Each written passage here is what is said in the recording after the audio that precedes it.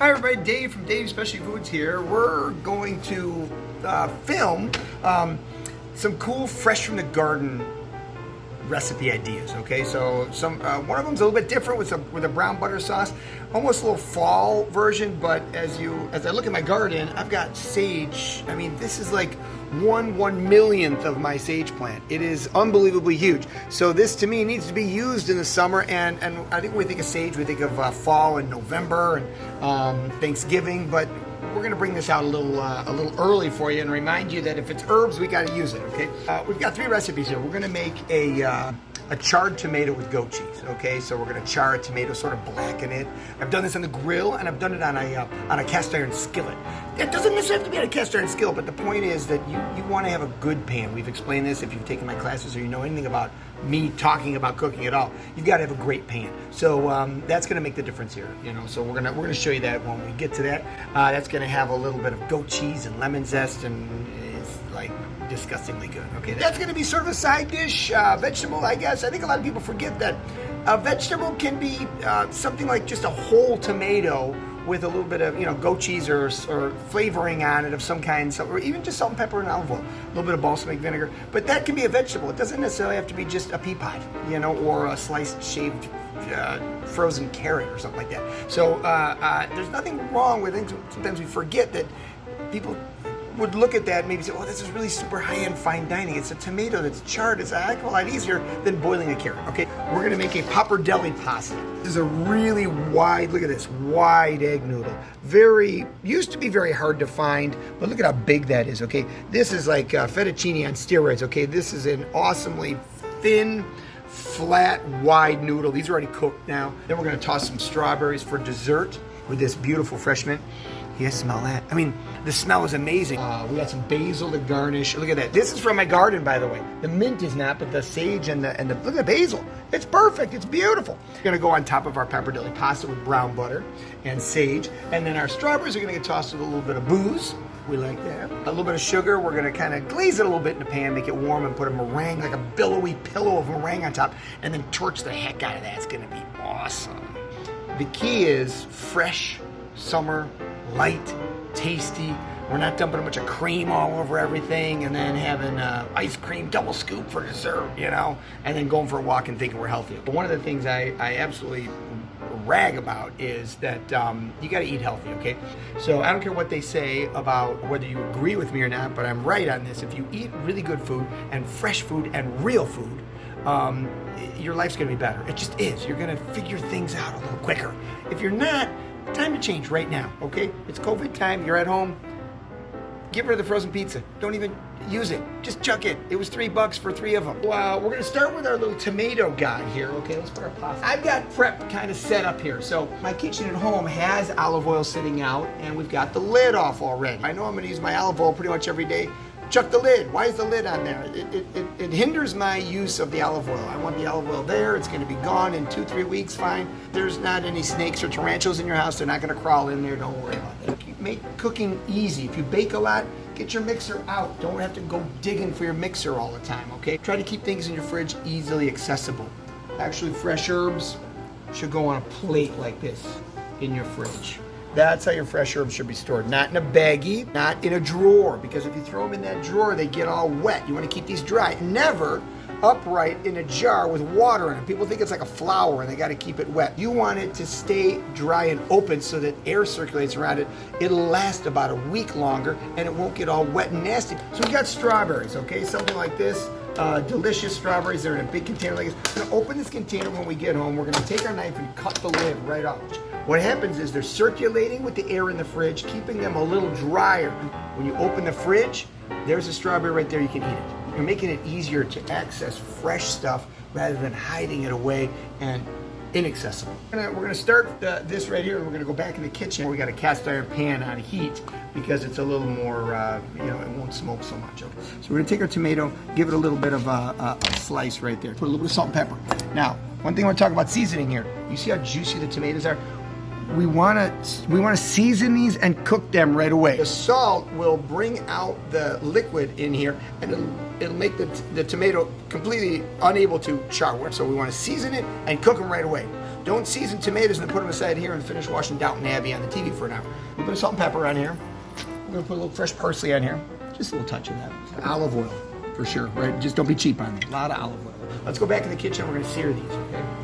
All right, so here's our tomatoes. We got that nice. Look at them. These look awesome, just like this, you guys. So we're gonna take our tomato. I like to kind of glaze this in the olive oil. Make sure it's all dripping with olive oil, real good like that. Trying to squeeze it too hard. Now we're just gonna go face down right there. Too many people are afraid to get down and put it on there on the grill like that. I mean, see, I can touch this. It's not scary.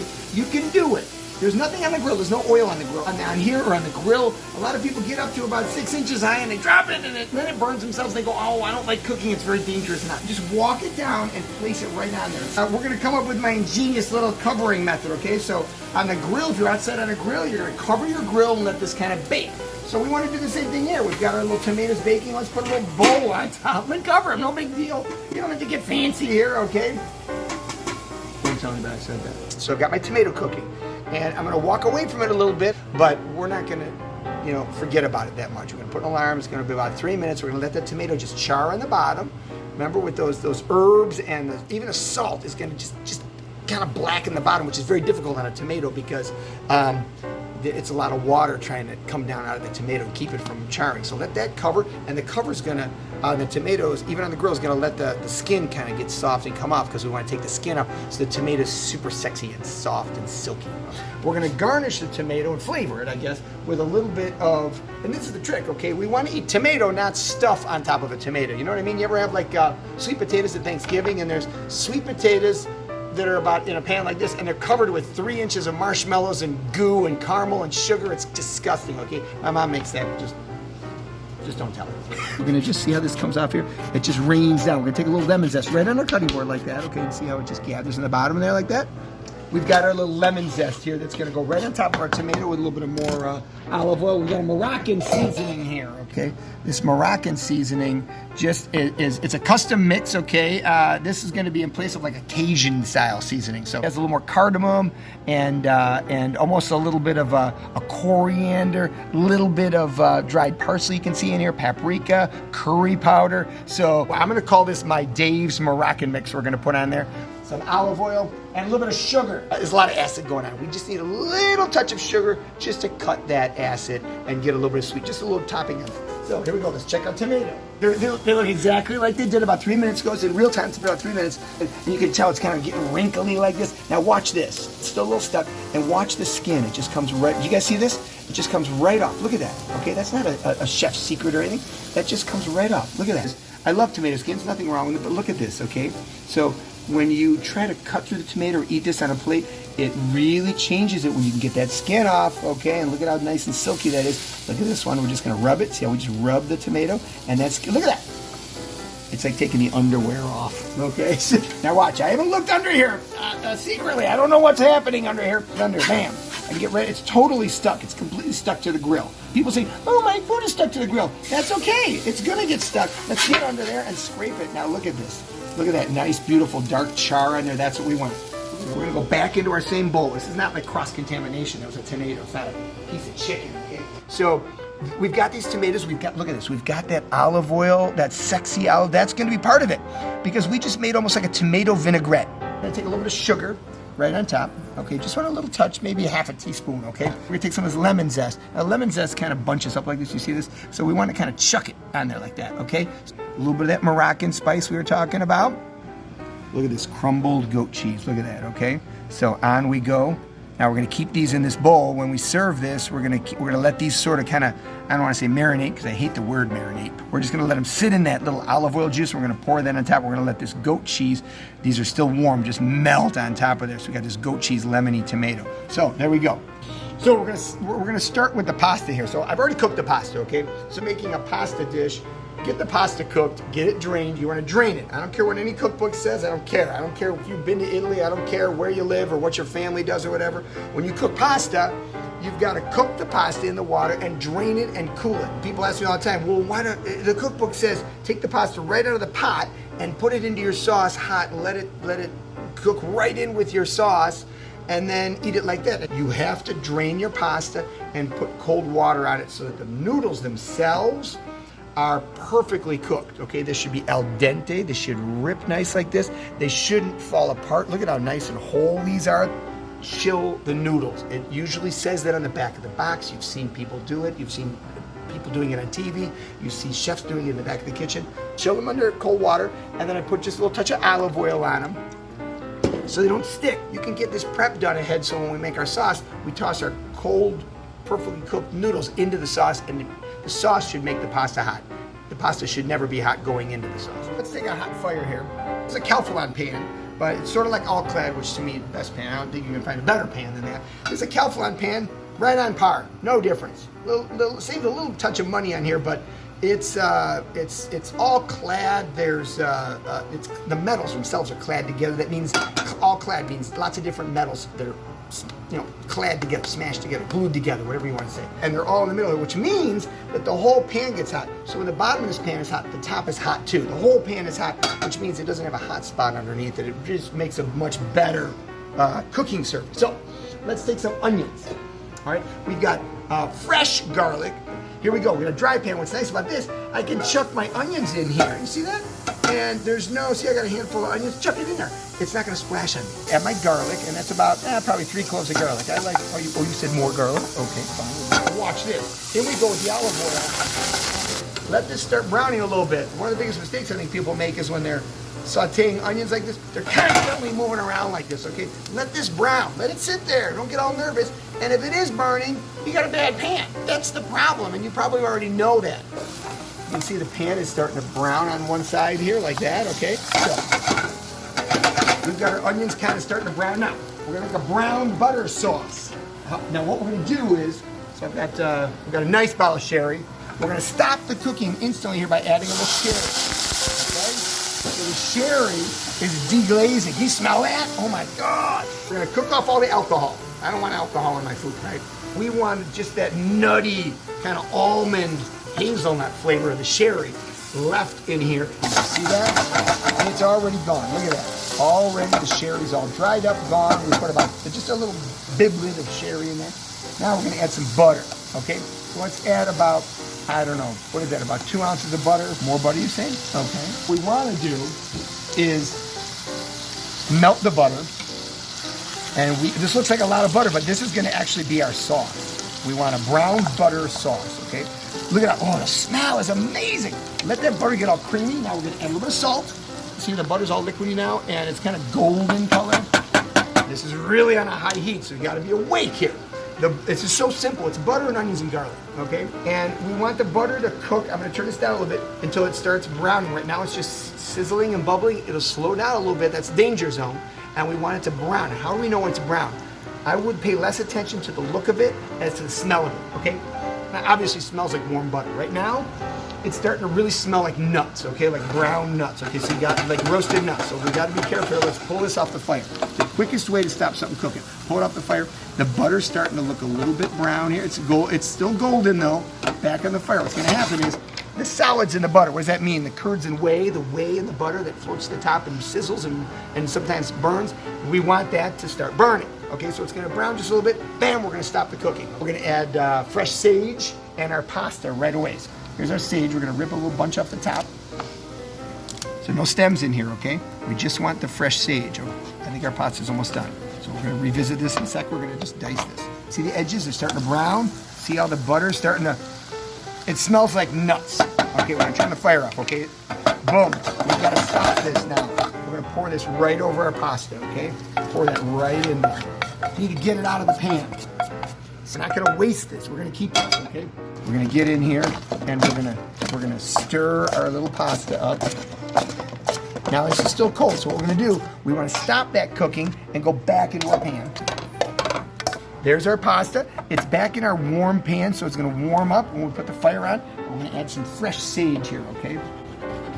So you see what I'm doing here? I'm just quickly giving this a nice julienne. The smell is amazing, okay? Look at that julienne fresh sage. One cut. Don't chop it like a crazy person. One cut. We're gonna put some bacon. Now, let's take our same little cutting board here. Remember, we got our butter going on here. Let's chop our little bacon into bits here, okay? All the bits of it, okay? There's our bacon. Now let's get in here and check our pasta. Let's put the heat on. So I've got my sage on top here. We've got our pasta heat going. See? See, it's not even dripping, you guys. Look at that. Look at how light this is. This is the idea. We put, oh my God, like, I don't know, 3 ounces of butter in here. This is probably enough for 3 or 4 people, okay? So we got this delicious pasta with the sage. Oh my gosh, okay. We're not gonna put any cheese on here. We've already got enough kind of fat on here. We don't need any more cheese on here. Don't make that mistake. Everything's gotta have cheese because it's Italian, or it's gotta have garlic because it's Italian. That's not true, okay? In goes our bacon, and we're just gonna give this a stir. Now our pasta is very hot, okay? Look at that, you guys, delicious.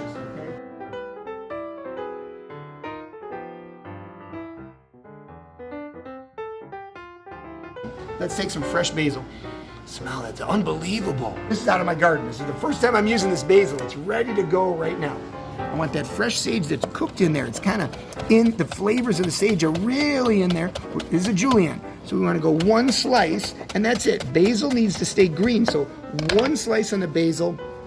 And if you take that knife and chop, it's gonna all turn dark and it's not gonna be good. A little bit of fresh basil on top, get jiggy with it, get all messy with it, okay? Look at this, you guys. Garnish it, don't put it on top, okay? But garnish this with that beautiful tomato. Look at the juice, okay? So we're gonna take that tomato juice and sprinkle around. I'm telling you guys, look at that. This is how it should look. And the smell is it's just amazing. So we're gonna work on our dessert now, okay? So we got our pasta done. You see how we kind of flow into that, okay? So how would you do this strawberry thing if you said, okay, Dave, well, I made the pasta, I did the tomato, I did them in those orders. Now, dessert, am I supposed to make this right away while people are eating? Well, just after they eat, you can whip this up pretty fast. We're just gonna break our egg whites. You whip up some meringue. It's gonna take you about 5 minutes, okay? We're gonna take about 5 egg whites. So what I tend to do is chuck them right into a bowl, okay? You need to know that you can't have any egg yolks in here. So if you're making a meringue, which is what we're making, like lemon meringue, and we're making a meringue, you can't have any of these egg yolks in here because it's fat. So fat and water. So your bowl for this, the KitchenAid mixer, the bowl needs to be bone dry. By bone dry, I mean drier than the driest of all the dry. This will only take me about a minute to whip up. After about 1 minute or 2 minutes, it's not whipping up. It's because there's fat or water in there. Guaranteed that, end of story. We've got 5 egg whites in here. Let's put them on the machine. KitchenAid only has 2 powers, off and high. Don't mess around with 2 to 8, okay? Just crank it on high every time. Don't worry about the middle part.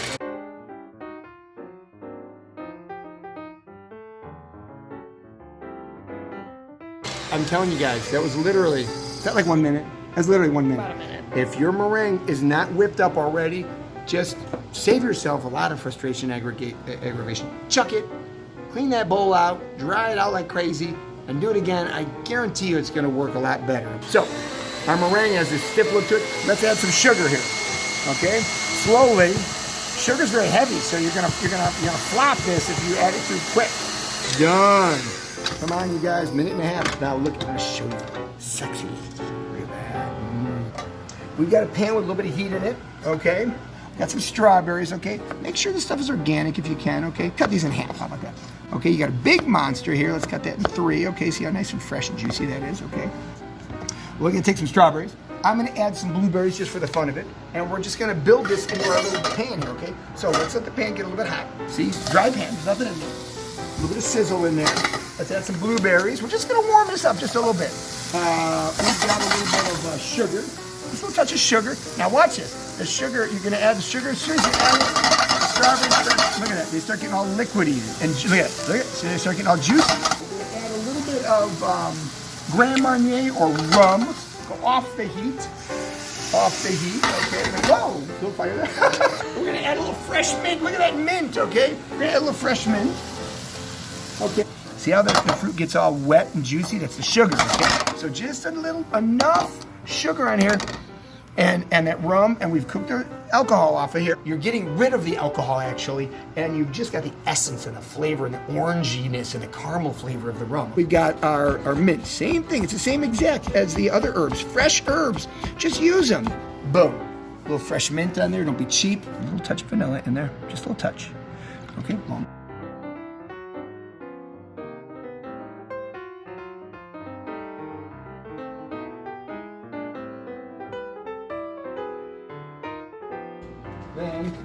go in your garage and get out this thing, okay?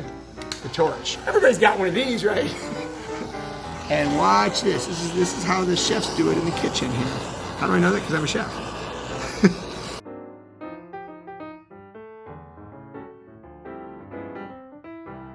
Look at that. Oh, that looks amazing, okay? So it's light, it's fresh, it's got a big ball of marshmallowy, billowy topping, and you got the fruit that's a little bit warm, and time for us to eat. So everybody, bon appetit, enjoy, go cook. I'll see you later.